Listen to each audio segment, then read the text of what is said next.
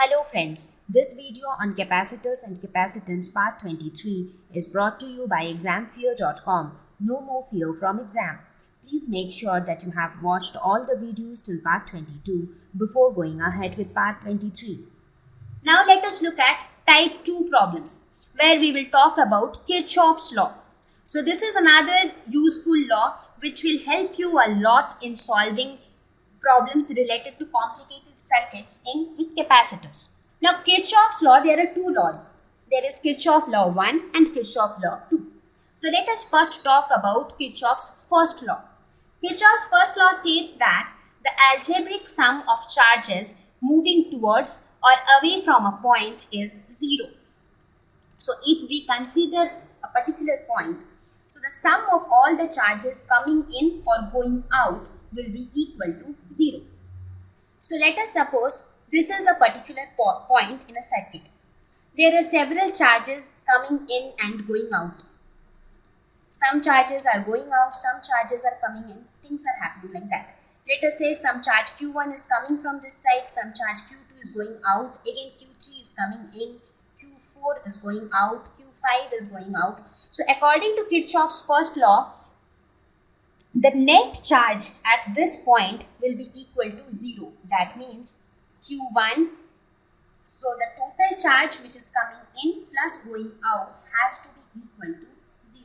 So whatever charges are coming in, the convention which we follow is that the charges which are coming in are taken as positive and the charges which are going away from a point are taken as negative. So the charges which are coming in like Q1, Q3 are taken as positive, whereas charges which are going out like Q3, Q5, Q4 are taken as negative. This is a standard convention we follow in order to avoid confusion, right? So what we see that the sum of all the charges, so Q1 minus Q2 plus Q3 minus Q4 minus Q5 is equal to 0. So that is Q1 plus Q3 is equal to Q2 plus Q4 plus Q5. That is the sum of the charges which is coming in is equal to the sum of the charges which is moving away at a particular point. So this is in accordance with the conservation of energy. Conservation of energy also tells something like this, that whatever comes in, whatever energy comes in is all that goes out. So similarly here also, whatever charges comes in should be equal to the whatever charges goes out from the system, right? Okay, so this was Kirchhoff's first law. Now we will talk about Kirchhoff's second law. So Kirchhoff's second law talks about how to solve problems in case of closed circuits. So this law states that the total EMF of the circuit is equal to the algebraic sum of the potential of the capacitors in the circuit. So the first new term which many of you must be hearing for the first time, that is EMF. So what is this EMF now? So when I say EMF, EMF can be considered as a source of voltage. So you can consider a source of EMF as a kind of charge pump, a pump which supplies charge. As I told you that capacitor stores charge, but somebody has to supply the charge.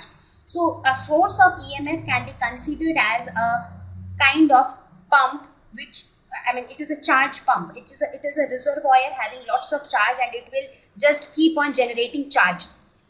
So it basically acts to move positive charge from low potential through its interior to high potential. Normally the source of EMF will be denoted like this in the circuit. So this denotes lower potential, this denotes higher potential. So what it does, it moves positive charges from lower potential to higher potential from inside. So inside it will move from this to this. So outside it will appear as if it is moving from the positive charge, right, from higher potential. So basically EMF is nothing but it refers to the voltage generated by a battery. So that is all you need to know, at least in this lesson.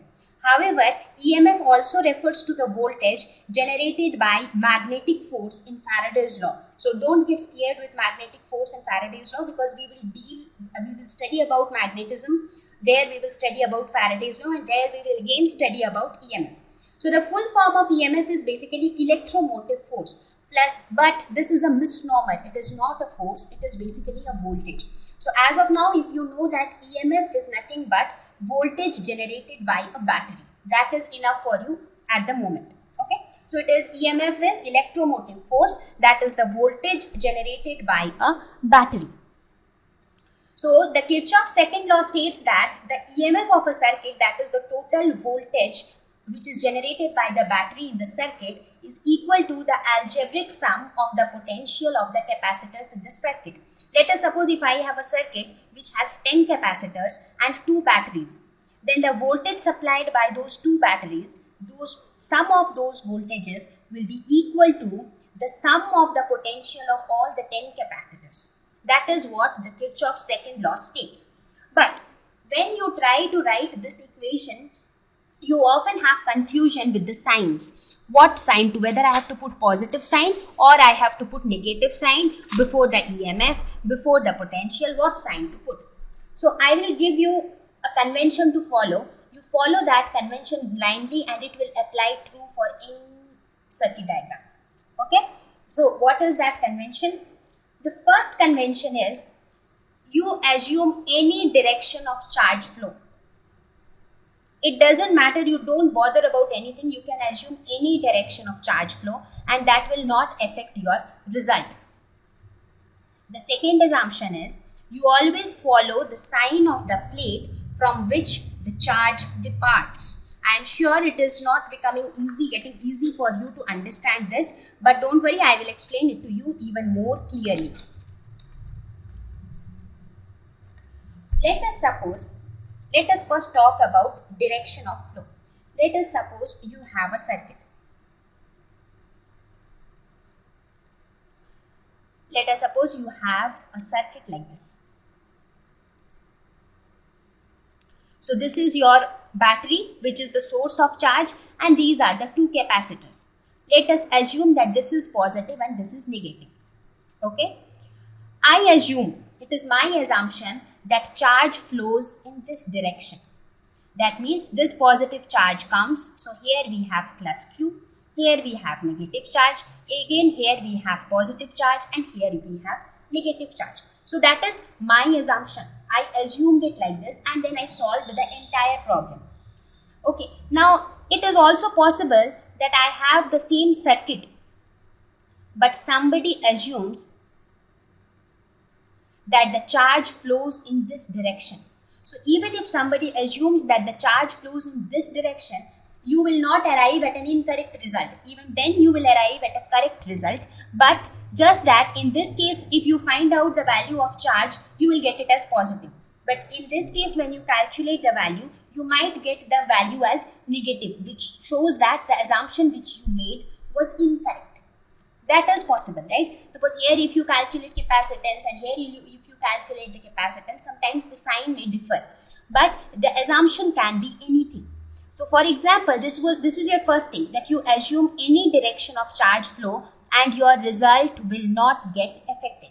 While solving numerical, I will assume 2 different directions and I will show you that you still get the same result. That would be the best way to prove that you can assume any direction of charge flow. The second assumption or the convention was follow the sign of the plate from which the charge departs. For example, let us suppose this has EMF E.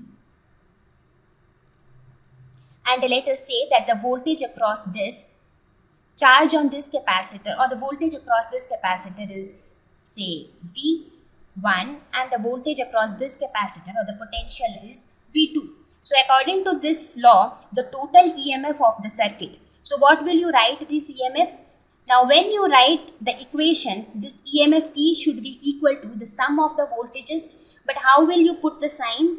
See, when you look at this voltage, it is departing from which plate? Positive plate. So you put it positive.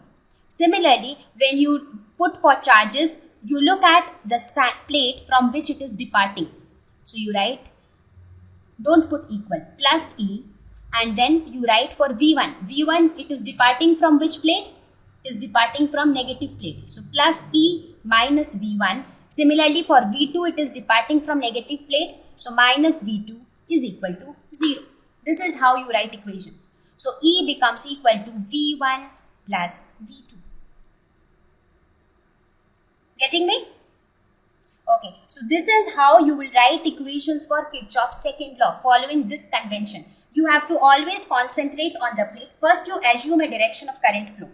Put the positives and negatives on all the plates of the capacitor and also on your voltage sources.